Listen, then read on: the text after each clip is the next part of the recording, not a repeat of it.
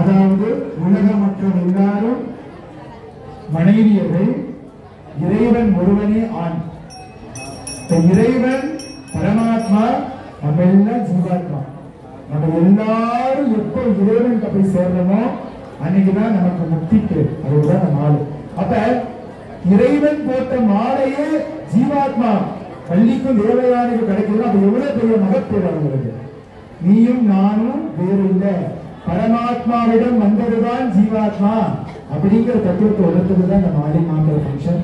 பொதுவாக கல்யாணத்திலே மாலை மாற்றுவாங்க. என்னன்னா ரெண்டு பேரும் சனசரியாக நீயும் நானும் சரிபாதி அப்படிங்கிற தத்துவத்திற்காக இந்த மாலையை, நான் அணிந்த மாலையை இனி நீயும், நீ அணிந்த மாலையை நானும், இது நம்ம ரெண்டு பேருக்கும் எந்த ஒரு பிரிவினையும் இருக்கக்கூடாது அப்படிங்கிற தத்துவத்துக்காக தான் இந்த மாலை மாற்றுறது. தொடர்ந்து கன்னிகாதானம். கன்னிகாதானம்னா இறைவனே இறைவியையும் அந்த கன்னியை தானம் செய்து வைக்கிறது. அந்த பூஜை தான் நடக்கும். தொடர்ந்து மாங்கல்ய பூஜை இருக்கின்றது. மாங்கல்ய பூஜை வந்து கன்னிகாதானம். கன்னிகாதானத்துக்கு அப்புறம் மாங்கல்ய தானம். அதாவது தானத்திலே சிறந்த தானம் என்னன்னா கன்னிகாதானம் தான். ஏன்னா எல்லாருக்கும் பெண் பிள்ளை கிடைக்கிறாரு. பெண் பிள்ளை பெற்றவர்கள் மகா பாக்கியசாலி. ஏன்னா அவங்கதான் உலகத்திலே மிக சிறந்த கன்னிகாதானத்தை பண்ண முடியும். ஆண் பிள்ளை பெற்றவர்கள் ஒண்ணு, ஆண் பிள்ளை பெற்றவர்கள் வீட்டுக்கு ஒரு குலஸ்திரியை தேடணும். அதே நம்ம வீட்டுக்கு நல்ல மருந்து வருவோம். ஆனா பெண் பிள்ளை பெற்றவர்கள் தான் தானத்தில் சிறந்தவர்கள். தன் வீட்டிலே வளர்த்து சீரூட்டி பாராட்டி பெண்ணை, தன் குல மகளை இன்னொரு குலத்துக்கு விளக்கேற்றுவதாக கொடுக்கிறது கன்னிகாதானம் தான். அதனால கன்னிகாதானம் நடந்த போது நல்ல பிரார்த்தனை.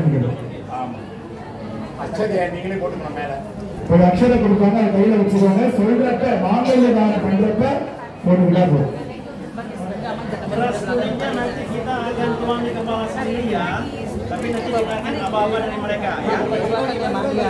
Oper ke belakangnya tolong. Kembali kita akan membagikan beras kuning.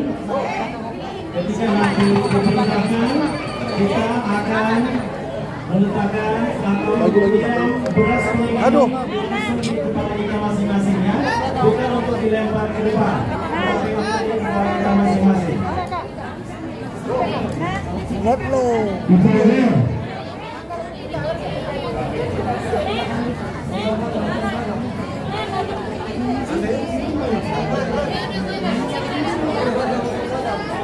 Oper belakang.